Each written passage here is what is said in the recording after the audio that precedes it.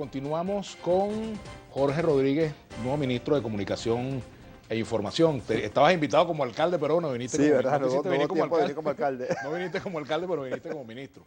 Jorge, precisamente con respecto a las políticas que tú vas a adelantar como ministro de Comunicación e Información, por ejemplo, uno se pregunta, bueno, un psiquiatra sustituye a un periodista. Ajá. ¿Por qué un psiquiatra sustituye a un periodista en el Ministerio de Comunicación e Información? O sea, ¿qué mensaje se envía con eso? ¿Qué lectura se le puede dar? Fíjate, Ernesto. Gracias por quitarme 9 años, Vladimir. Vladimir, perdón. Pocas veces se ha visto un país que haya sido sometido a una estrategia de guerra psicológica y de guerra mediática, de arremetida mediática tan brutal como ha sido el caso de Venezuela, con precario éxito, o en todo caso resultando derrotada hasta ahora. Esas estrategias de guerra psicológica y de guerra mediática le funcionaron muy bien en Egipto, le funcionaron muy bien en Libia, le funcionaron muy bien en Siria, en Irak, en Afganistán, en Ucrania, pero con Venezuela siempre ha venido chocando con la realidad del pueblo de Venezuela, que además mantiene de forma permanente su atracción hacia el modelo que en algún momento difundió Hugo Chávez a todo el pueblo de Venezuela. Esa estrategia de guerra mediática y psicológica ha sido tal que ha tenido víctimas. Todas las guerras tienen víctimas. Se lo he escuchado varias veces decir al presidente Nicolás Maduro, las víctimas de la guerra económica, las víctimas de la guerra psicológica. La enfermedad de odio es una enfermedad presente. Acabamos de vivir 4 meses de espanto, donde por primera vez en la historia de Venezuela, por razones políticas, se empezó a quemar vivas personas relacionadas con su color de piel, relacionadas con su aspecto.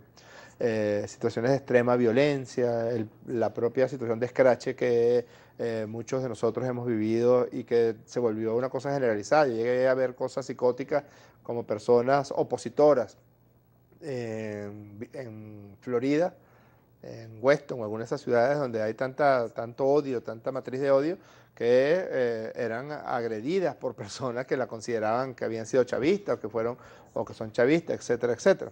Yo creo que ese aspecto... O gente agrediendo diputados de la Asamblea Nacional, por ejemplo. Sí, cualquier forma, Porque no está en un solo lado el problema. cualquier forma de violencia, pero queda claro que quien tiene ahorita la intención o el ejercicio de la violencia como forma de hacer política son algunos sectores de la derecha venezolana. Diariamente lo mencionaban en sus partes de guerra, que no eran ruedas de prensa, eran verdaderos partes de guerra, señalaban cuáles calles trancar, señalaban que estaba bien el uso de la violencia, la guarimba, etcétera, etcétera. Creo que es importante también que empiece a modificarse la visión particular que tienen los ciudadanos del mundo, por ejemplo, sobre Venezuela, que no conocen otra realidad que no sea la realidad de las agencias de noticias, de las agencias de prensa. Pareciera que este fuera un país en guerra, que este fuera un país completamente devastado, completamente sitiado, y eso tiene una intención particular, la intención que ya había mencionado el jefe del Comando Sur hace bastante tiempo, el general Kelly, cuando dijo que ocurrida la crisis humanitaria en Venezuela, Estados Unidos no dudaría en actuar de forma militar para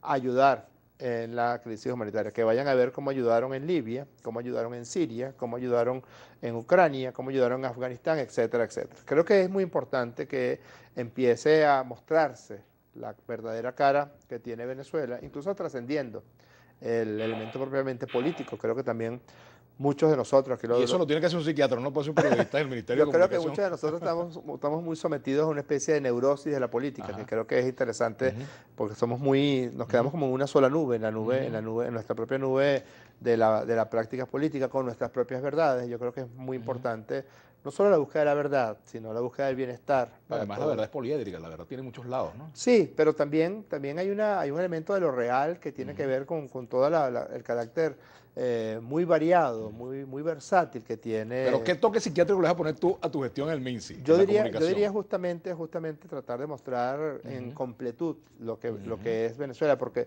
me viene de una cosa que me surgió con algunos amigos que vinieron del exterior y me decían, yo jamás, primero que vinieron con cierto temor, porque le habían dicho que había guerra, le habían dicho que había crisis humanitaria, les habían dicho que la dictadura feroz de Nicolás Maduro, y una de las cosas que me dijeron, hay un diario que se llama El Nacional, es clandestino, me lo dijeron un poco irónicamente, si es que el diario Nacional era clandestino. Yo le dije, es semiclandestino porque el tiraje es muy bajo, ha venido bajando de manera acelerada, porque eso no es un periódico realmente ya, eso es un órgano de... Claro, también la Corporación Maneiro entrega papel discrecionalmente según denuncian los editores. Pero sí, y algunos medios han cerrado, por ejemplo, tal cual. Pero estarás de acuerdo conmigo, tú y yo que ambos colaboramos en ese tipo de medios, que el Nacional no es lo que era el Nacional de la década del 80, la década del 90, no, ni remotamente. Es un órgano para la agresión, para el lapidamiento de seres humanos a través de líneas que tú y yo sabemos bien quién las Bueno, escribe, y quizás, y el chico, ni correlato tú ni moral yo de somos esa los que éramos en persona. los 90, ¿no? La gente ¿Cómo? cambia, las cosas cambian. Digo, que ni tú ni yo somos los que éramos en los 90, las cosas cambian Sin mucho, duda, ¿no? pero lo que sí queda claro es que si una persona promueve la violencia, Ujú, promueve la agresión, ujú. promueve la maldad, promueve el lapidamiento de otro ser humano, o sea, no Fíjate, podemos hacernos te voy a todos hacer una pregunta responsables, que es tiene que ver responsable con, quien lo haga. te voy a hacer una pregunta que tiene que ver con tu profesión un poco, porque con lo que estamos diciendo podemos meternos en otros terrenos. Yo no soy experto en ese tema, pero te preguntaría, ¿la sociedad venezolana necesita psicoterapia, por ejemplo? ¿Necesita psicoterapia? ¿Necesitamos los venezolanos una psicoterapia? Me voy a salir de mi condición de, Ujú, de Nobel ministro ujú, de de comunicación. comunicación para tratar de conversarte en términos como más teóricos, ¿no? Ujú, O sea, yo creo que todas las encuestas después del advenimiento de Chávez al poder en Venezuela empiezan a aparecer una percepción del pueblo de Venezuela relacionada con la esperanza, ujú. relacionada con la felicidad, relacionado con la sensación de bienestar, y además de que el futuro iba a ser aún mejor. E inmediatamente todo lo que se instala de guerra psicológica es precisamente para tratar de abolir y de volver a llevar al venezolano a su condición de pesimismo, de desesperanza que Ujú. mantuvo durante toda la década del 90, porque los líderes políticos de la derecha en ese momento no respondían a las necesidades de la población. Hubo represiones brutales, como el caso de febrero de 1989, como el caso de la represión a los líderes estudiantiles de la década del 80 y la década del 90. La sensación de desesperanza era una sensación